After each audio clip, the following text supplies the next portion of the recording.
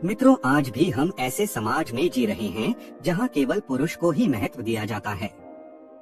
आज भी जब लोगों के घर में बेटी का जन्म होता है, तब उनके घर के सारे सदस्यों में मायूसी छा जाती है।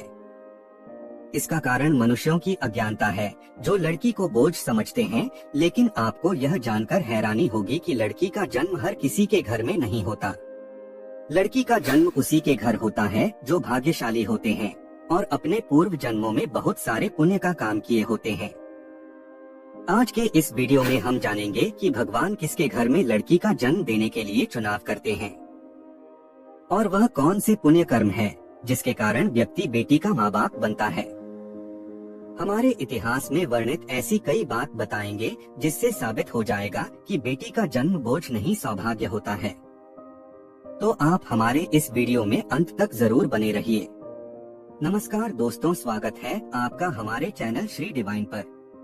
महाभारत में वर्णित है कि एक दिन भगवान श्री कृष्ण से अर्जुन पूछते हैं कि हे माधव, किन कर्मों के कारण किसी के घर पुत्री धन की प्राप्ति होती है, अर्थात कैसे घरों में बेटियों का जन्म होता है। तब भगवान श्री कृष्ण अर्जुन से कहते हैं, हे पार्थ, अगर किसी के घर बेटे भाग्य से होते हैं तो बेटियां सौभाग्य से होती हैं। और जो भी स्त्री या पुरुष अपने पूर्व जन्म में बहुत सारा पुण्य कार्य किए होते हैं, उन्हें ही एक बेटी के माता पिता होने का सौभाग्य प्राप्त होता है। इतना ही नहीं, बेटियों के जन्म के लिए उन्हीं घरों को चुना जाता है जो बेटियों का भार सहन कर सके, क्योंकि तीनों लोकों में स्त्री अर्थात बेटियां ही ऐसी होती है जिसका भार हर कोई सहन नहीं कर सकता। वो बेटियां ही होती हैं जो घर वालों और अपनों की खुशी के लिए अपना हर एक चीज न्यौछावर कर देती हैं। अर्जुन, लेकिन जिस दिन इस सृष्टि में बेटियों का जन्म लेना रुक जाएगा, उस दिन सृष्टि भी ठहर जाएगी और इस सृष्टि का अंत हो जाएगा। मित्रों, भगवान श्री कृष्ण के इन बातों पर गौर किया जाए तो उनका कहा बिल्कुल सही है, क्योंकि अगर इस सृष्टि में बेटियां नहीं होगी तो किसी का भी वंश आगे नहीं बढ़ सकता। आपने भी कई लोगों को कहते हुए जरूर सुना होगा कि जिस घर में बेटी का जन्म होता है वो घर स्वर्ग के समान होता है, क्योंकि बेटा तो केवल एक कुल को रोशन करता है, लेकिन बेटियां दो कुलों को रोशन करती हैं। माता पिता के घर वह एक बेटी के रूप में अपना उत्तरदायित्व निभाती है, तो ससुराल आकर बहू के रूप में अपनी पूरी कर्तव्य का पालन करती है। दोस्तों, आजकल आप सुनते ही होंगे कि बेटियां या फिर बहु परिवार में किसी की मृत्यु हो जाने पर उसका पिंडदान नहीं कर सकती, लेकिन यह बिल्कुल भी सही नहीं है, क्योंकि रामायण में बताया गया है कि प्रभु श्री राम के पिता राजा दशरथ की जब मृत्यु हो गई तो माता सीता अर्थात राजा दशरथ की बहू ने ही उनका पिंडदान किया था, जिससे उन्हें जन्म मरण के इस चक्र से मुक्ति मिल गई थी। इतना ही नहीं, हिंदू धर्म शास्त्रों में बताया गया है कि बेटियां भी अपने पिता के नाम का पिंड दान कर सकती हैं। वहीं अगर ससुराल पक्ष में कोई पुत्र नहीं है तो इस स्थिति में बहू भी पिंडदान कर सकती है। इसलिए मित्रों, वो लोग बहुत ज्यादा किस्मत वाले माने जाते हैं जिनके घर एक बेटी का जन्म होता है। वही वो प्रबल किस्मत के होते हैं जिनके घर एक से ज्यादा बेटियां जन्म लेती हैं। शायद यही कारण है कि बेटियों को लक्ष्मी का दर्जा दिया गया है। बहुत से लोगों की सोच होती है कि बेटी है तो बिना समय गवाएं और पढ़ाई में पैसे खर्च किए जल्द से जल्द शादी कर दो, लेकिन यह छोटी सी सोच बेटी के भविष्य को बर्बाद कर देती है। जरा सोच कर देखिए, एक बच्चे के मन में कितने सपने होते हैं। उसे कुछ हासिल करना है, उसे कुछ बनना है, लेकिन यह सपने केवल सपने बनकर रह जाते हैं। इसलिए अपने बेटियों को सपने पूरे करने देना चाहिए। उन्हें जीवन में हर वो खुशी दें जो उन्हें मिलनी चाहिए। एक बेटे से ज्यादा बेटी हमेशा अपने माता पिता के लिए सोचती है। माता पिता को प्यार और अपनापन केवल बेटी ही दिखा सकती है। बेटी के जन्म को एक जश्न की तरह मनानी चाहिए। माता पिता को बेटी को हमेशा एहसास दिलाना चाहिए कि वह कितनी खास है। मित्रों, कभी भी बेटी माँ बाप पर बोझ नहीं होती। वह सिर्फ अपनी और अपने परिवार की किस्मत बनाने के लिए जन्म लेती है।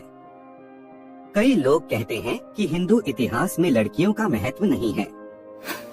धन की देवी लक्ष्मी हो, दुर्गा हो या घोर रूप में महाकाली, नारी सर्वस्व पूजी गई हैं। दोस्तों, कहते हैं ना कि हमारी लड़कियां लड़कों से कम नहीं, यह बात इतिहास में भी मिलता है।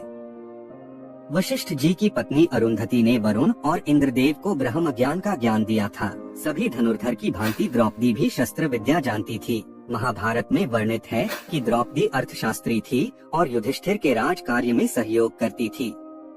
ये गलतफहमी है कि हिंदू धर्म में लड़कियों की इज्जत नहीं की जाती थी। द्रौपदी के वस्त्र छूने पर पूरे कौरव मिट गए और माता सीता के हरण से सोने की लंका जला दी गई। मित्रों, रामायण में जब भगवान शिव धनुष को तोड़ते हैं तो राजा जनक विवाह के लिए दशरथ जी को बुलावा भेजते हैं। दशरथ जी आकर जनक जी को प्रणाम करते हैं। वैसे तो दूल्हे के पिता को नमस्कार नहीं करना चाहिए, इसलिए जब जनक जी मना करते हैं कि आप दूल्हे वाले हैं, बड़े हैं, तब दशरथ जी कहते हैं कि बड़े तो आप हुए क्योंकि आप दाता हैं और मैं याचक। हाँ दोस्तों, लड़की के पिता को गर्व करना चाहिए कि वह देने वाला है। शास्त्रों में बताया गया है कि मृत्यु के बाद पुत्र पिंडदान करे तभी पिता को मुक्ति मिलती है। परंतु एक लड़की के पिता जब उसे अच्छा वर देखकर ब्याह देते हैं तभी उनकी 21 पीढ़ियों को मुक्ति मिल जाती है। इसलिए हमेशा अपने उस बेटी को प्यार दें जिसने आपके घर में जन्म लेकर आपको पुण्य का भागी बनाया है। मित्रों, एक कथा के अनुसार दो मित्र लंबे समय के बाद एक दूसरे से मिले। एक दोस्त ने दूसरे से उसका हाल पूछा तो जवाब में उसने कहा कि मेरे हाल तो एकदम मस्त है और हो भी क्यों ना, मेरे 2 बेटे जो हैं। तभी वह अपने दोस्त से पूछता है कि तेरे घर में कितने बच्चे हैं। दोस्त मुस्कुराते हुए खुशी के साथ बताता है कि मेरे घर में तो 2 बेटियां हैं। उसका दोस्त भगवान का शुक्रिया अदा करता हुआ कहता है, मैं धन्य हूँ, मेरे घर बेटियां नहीं हैं। यह बातें सुनकर दूसरे दोस्त की आंखों में आंसू आ गए।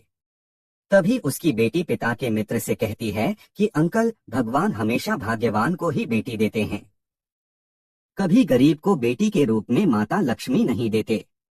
मित्रों, भगवान केवल उसी को पुत्री का सुख देते हैं जिसके अंदर पालने की सामर्थ्य होती है, जो गरीब होकर भी अपनी बेटी को पाल सकता है। एक बार स्वामी विवेकानंद वैष्णो देवी की सीढ़ियां चढ़ रहे थे।